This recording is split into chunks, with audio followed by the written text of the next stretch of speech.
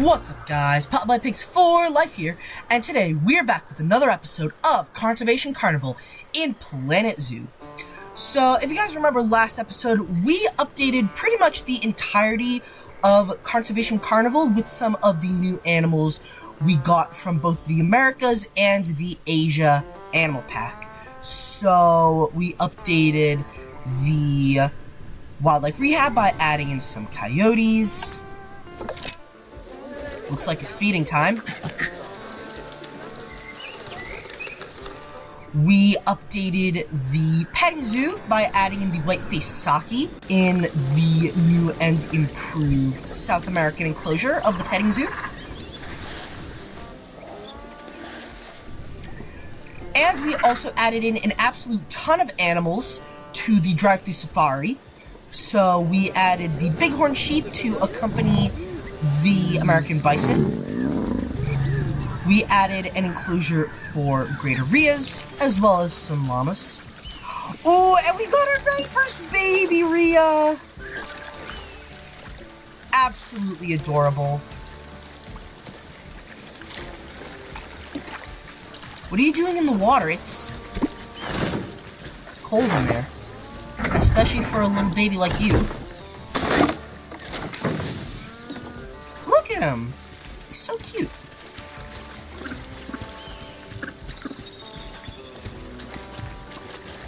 And we also added an enclosure for both the black buck and the nilgai. We've got nilgai right over here. And then we've got Patrick Bateman, the black buck. Oh wow, absolutely stunning. Oh my gosh, look at them, they're both taking a drink. That is a great shot right there. Okay, I'm gonna pause that for now. So, the plan for this episode is we're going to be heading back to the carnival section of Conservation Carnival. Like I mentioned last episode, we are going to be moving the hippos, the southern white rhinos, and the nyalas out of their current enclosures, and we are going to build two new enclosures for both the grizzly bear and the timber wolf. One thing we're also going to do is we're going to add the ocelots and the bush dogs in place of both the warthogs, the Thompson's gazelles, and the fusas, because I feel like it makes sense that we have all North and South American animals here. Basically, if you guys didn't see last episode, first of all, what are you doing here? You should go check it out. But second of all, essentially what we're going to do with this stadium is we're going to call it the Amerigo Vespucci Stadium. So, Amerigo Vespucci was an Italian explorer whom the Americas are named after, and it makes sense because these are all American animals. So yeah, I think it's much better that we put those animals here, and also because if we take a look at the hippos, they need a lot more space. So yeah, that's one thing we have to do. And then one other thing that I kind of want to do is I kind of want to go back to something we did last episode, and that something is the new and improved South American enclosure, or I should say new South American enclosure, because to be completely honest with you guys, this really is not my best work. So because of that, we're going to go back and we're going to make a couple of slight adjustments to the South American enclosure, and I'll explain those adjustments a little bit more in the time-lapse, but essentially what we're going to do is we're going to split this enclosure up into various sections for the animals. So one thing I might do is over here, I might do a little arboreal area, so with some climbing frames for the Sakis, the capuchins. We'll move the brown-throated sloths over here too. Over here I want to have a little bit of a grazing area for both the capybaras and the Galapagos tortoises. And of course, I really do want to adjust all of the foliage and especially the water in this exhibit. So I think that's honestly going to be what we tackle first in today's time-lapse, and then after that, we will work on the Amerigo Vespucci Stadium. So yeah, with that being said, let's hop right into today's time-lapse. Okay guys, so to kick off today's time-lapse, we are going back to the South American enclosure of our petting zoo, so that way we can sort things out a little bit.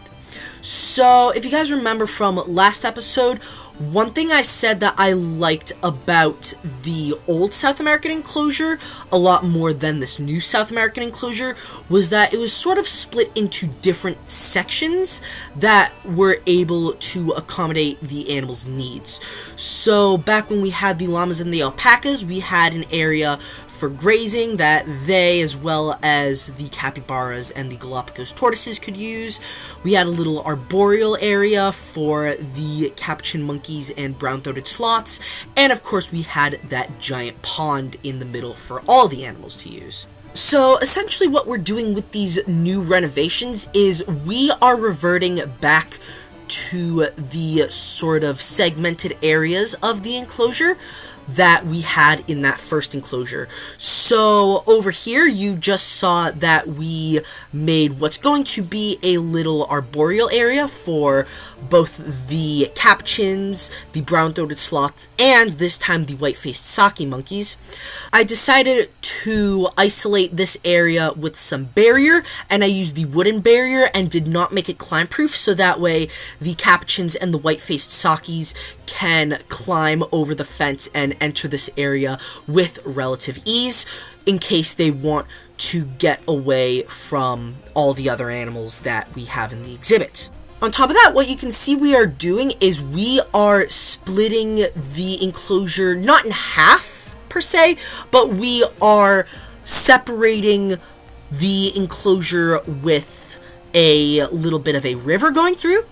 Basically, the idea is that the Galapagos giant tortoises cannot cross the river, but all the other animals can, because, well, first of all, the capybaras and the giant anteaters can swim, but also, as you can see, we are adding this log for the capuchins and the white-faced sakis to cross over the river.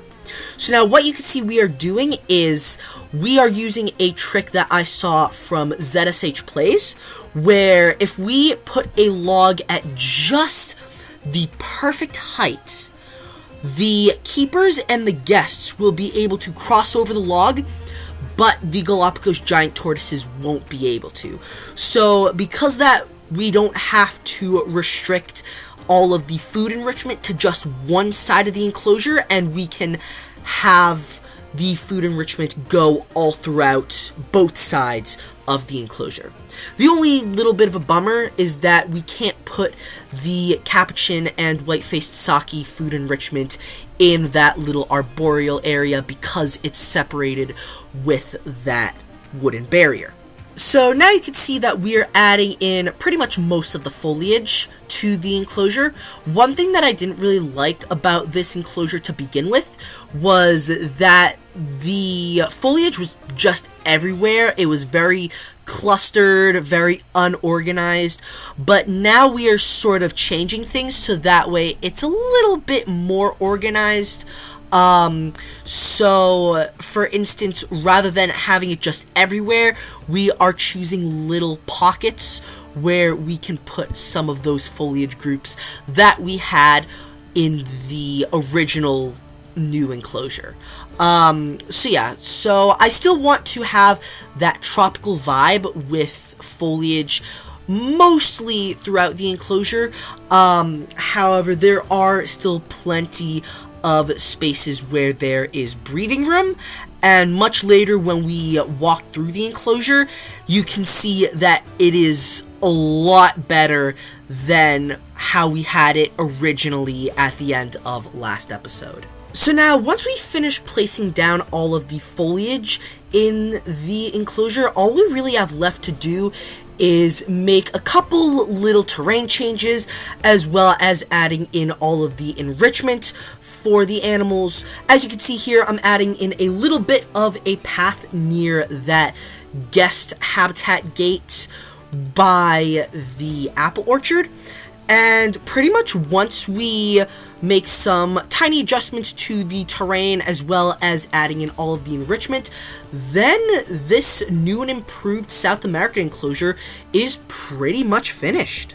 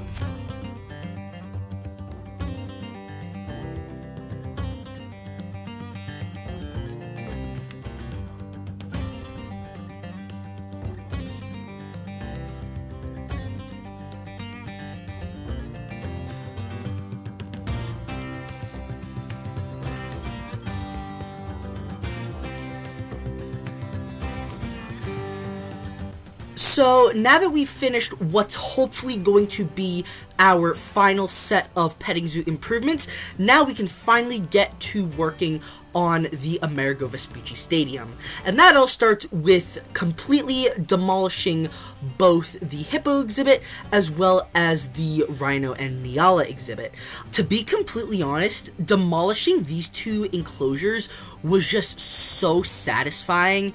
Yeah, honestly, these really were not my best work, and I've got some much better plans in store for all three of those species. So originally I was going to share some facts about the explorer Amerigo Vespucci. However, I found a couple of videos on YouTube that do a much better job at explaining who he was than I could have ever done. So I figured, why listen to me ramble about Amerigo Vespucci when you can listen to actual professional historians ramble about him? So because of that, I have 3 videos about Amerigo Vespucci linked down in the description. Obviously, go and check out those videos after you've watched this video. Basically, the long and the short of it is that he was one of the very first people to recognize both North and South America as their own continents, rather than just referring to them as, quote, the Indies, that most other explorers, including Christopher Columbus, recognized them as beforehand.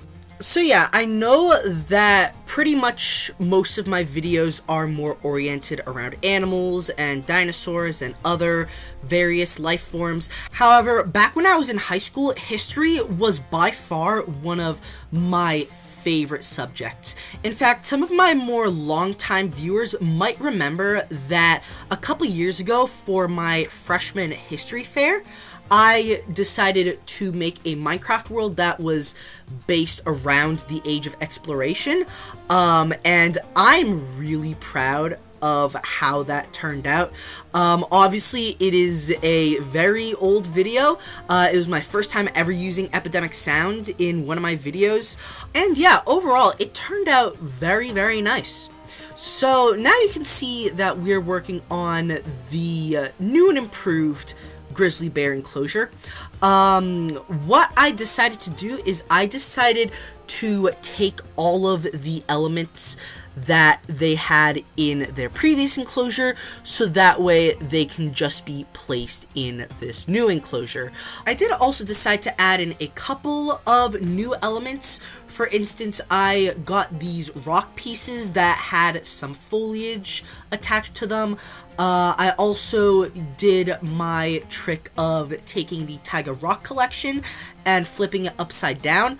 For the Grizzly Bears, I once again decided to add in a little bit of a pond, which you'll see in a bit, and I also decided to add in some groups of buffalo grass that I got from the Steam Workshop. So now, as we are working on these new enclosures, I just want to quickly mention that this year, we are trying to reach 200 subscribers before the end of 2026. So, if you're enjoying this video so far, then please consider leaving a like, commenting down below, and subscribing to the channel to see some more videos just like this one. Not only does that help support the channel, but it'll also help the YouTube algorithm when it comes to recommending more videos that you might like. And as always, by simply taking the time out of your day to sit down and watch this video is already showing a tremendous amount of support. So as always, thank you all so much for watching today's video.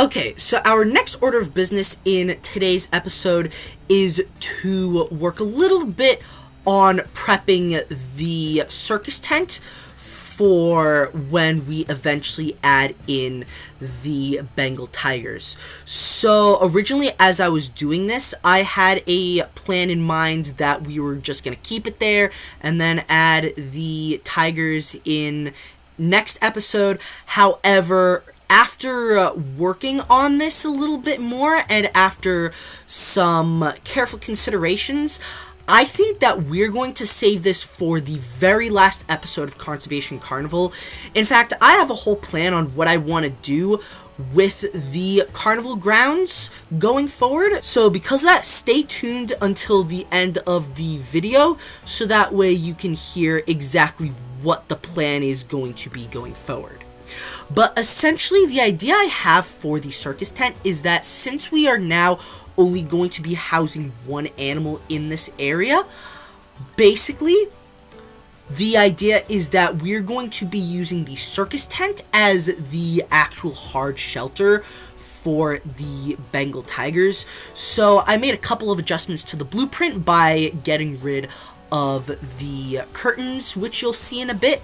And basically, the idea is that the Bengal tigers will be able to use the circus tent as the sort of hard shelter, but they also will have a nice, spacious enclosure in back of the circus tent that they can go into Yeah, you'll have to wait and see exactly what I have planned for this, because trust me, it is going to be absolutely huge.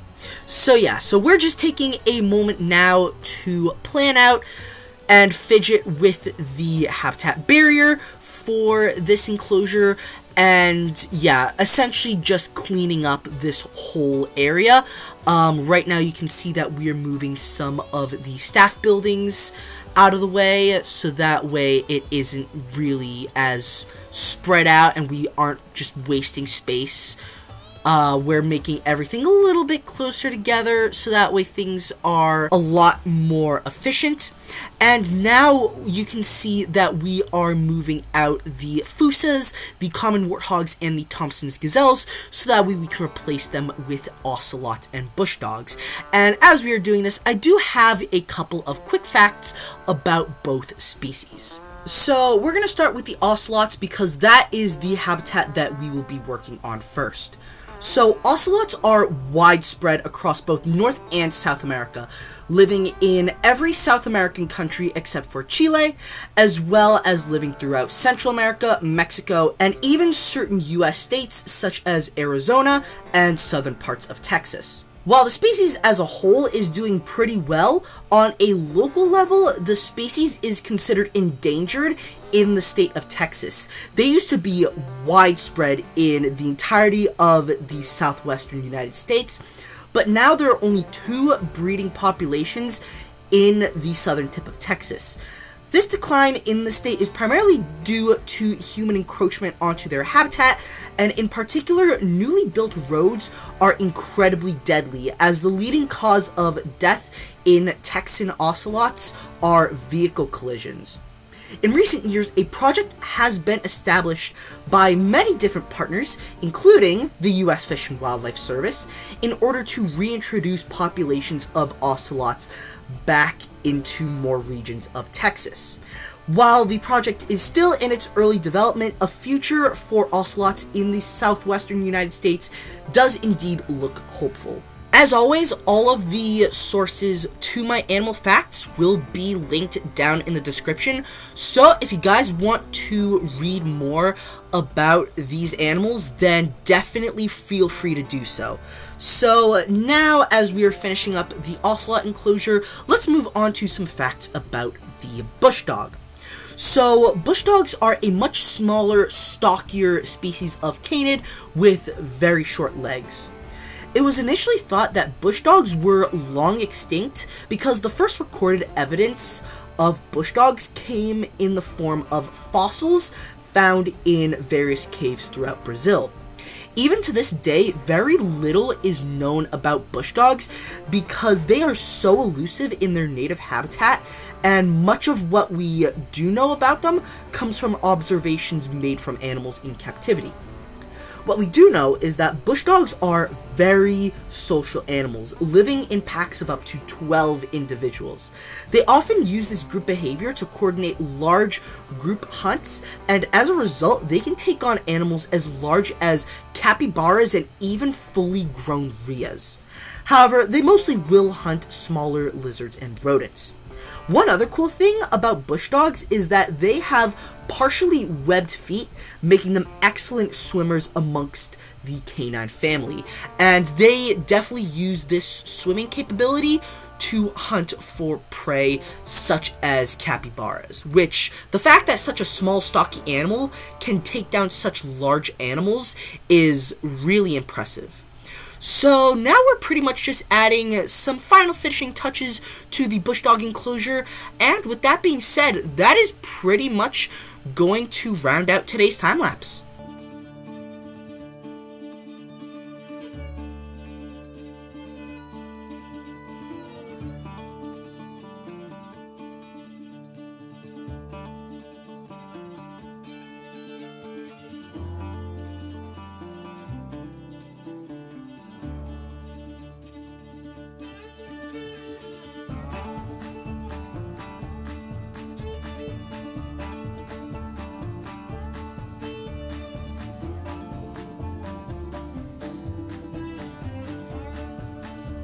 Okay guys, so here is everything that we got done in today's video. So to start, we made several improvements to the South American enclosure in the petting zoo. And by improvements, I mean we completely redid the exhibit with all the foliage, all the enrichment items, and all in all, it looks so much better than it did last episode. So we've got this little arboreal area for the sloths, and also the monkeys can climb the fence, which you can see right here. Let's unpause it for just a second. You can see that they're using this area right over here.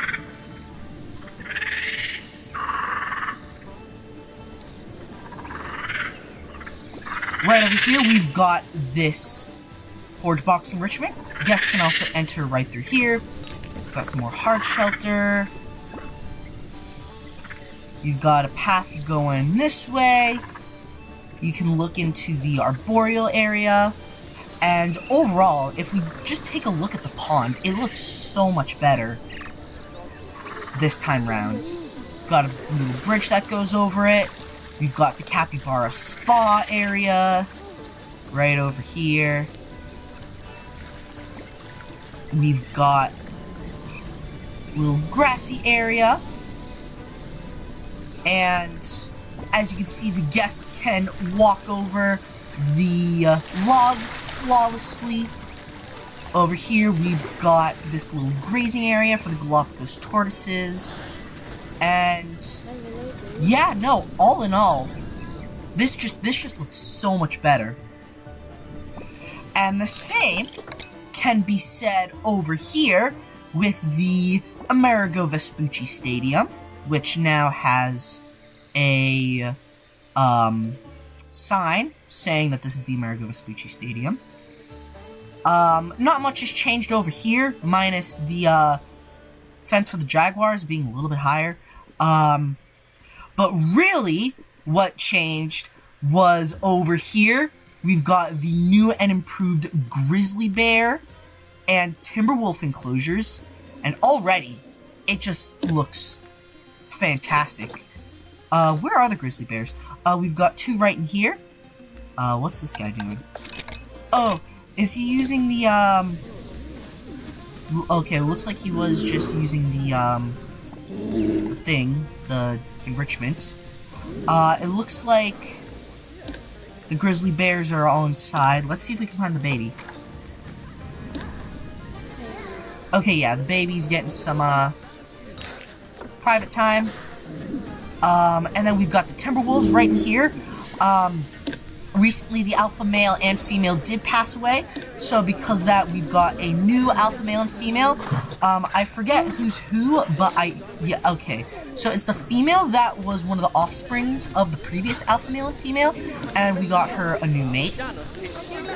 So hopefully they will start a brand new pack of their own. And yeah, overall, this enclosure looks amazing. You've got this dense forest over here, you've got some grassland, and then you've also got an indoor area where the educators can do educational talks about both animals. And then right in here we've got some ocelots. Where are the ocelots? Maybe they're in their hard shelter. Doesn't look like it.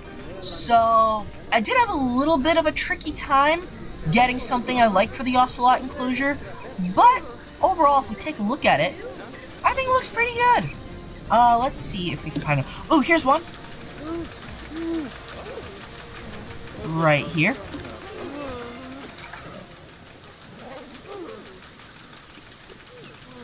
So, I did have to make this enclosure a little bit larger, by stealing some space from the neighboring enclosure, which is for the bush dogs. We take a look at them over here. They're just running around, doing bush dog things.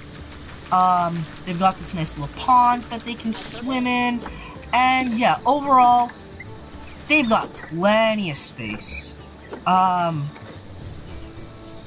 So yeah, again, looks pretty good, and I feel like it's a lot more fitting that we have the American animals in this section, and then we put the previous animals that were over here elsewhere.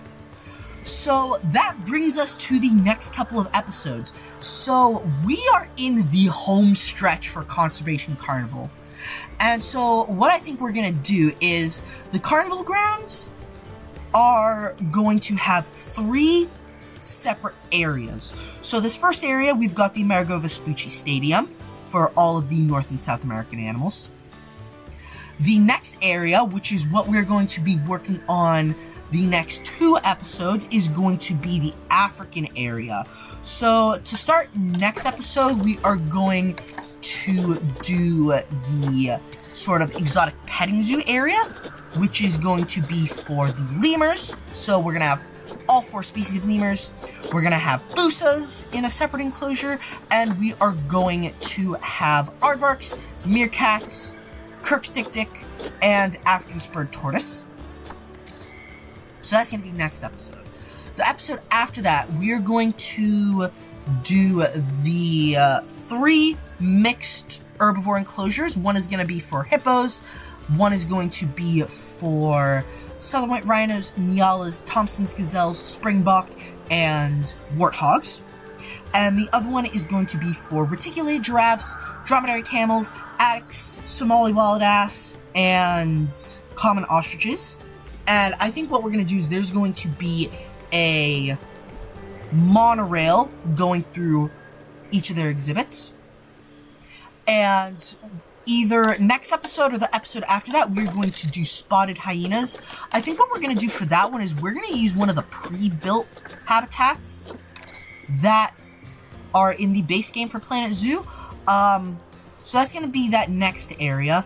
And then the final area, which is what we are going to be saving for the very last episode, is going to be the circus. So essentially what it's going to be 3 circus tents. So one is going to be for Bengal tigers, one is going to be for West African lions, and the other is going to be for both the African elephants and the Hamadryas baboons. Essentially, we're going to do the same structure that we have here. There's going to be an indoor area for the animals to have education talks, and it's going to double as hard shelter. But then in the back, there is going to be a huge pasture for the animals to live in. They can go out, they can have sort of like a more natural habitat. Basically, it's supposed to be like a humane circus. So they go in, they do the animal talks, they're lured in with like some food, and then once they're done, they can go back outside and they have all of this space that they can live in. So what I think I'm going to do is I think that I'm going to do a little bit of planning off camera, because what I want to do is I want to have each area sort of spaced out. So for instance, I might put the African area sort of in this corner, and then the circus, the humane circus, in this area. What I think I'm going to do is I'm going to plan out the area off camera. I might reroute the train tracks a little bit. I might make a couple of adjustments with the terrain that we have surrounding the carnival grounds, and I'm also going to plan out the rough blueprint for the exhibits. So now, before we end today's video, one thing that I also want to briefly mention is my new upload schedule. So obviously my winter break is coming to a close, so because of that, my upload schedule is going to be a little bit all over the place. Obviously, I'm going to have to prioritize school a lot more, but I will hopefully have the weekends to work on videos. So because of that, depending on whether or not it's Planet Zoo or Jurassic World Evolution 3, expect videos to take roughly 2 weeks to upload. So yeah, with all that being said, that is going to wrap up today's video. Really hope you guys enjoyed today's video. If so, please make sure to leave a like and subscribe to see some more Planet Zoo and Jurassic World Evolution 3 content. And I'll see you guys next time. Peace out.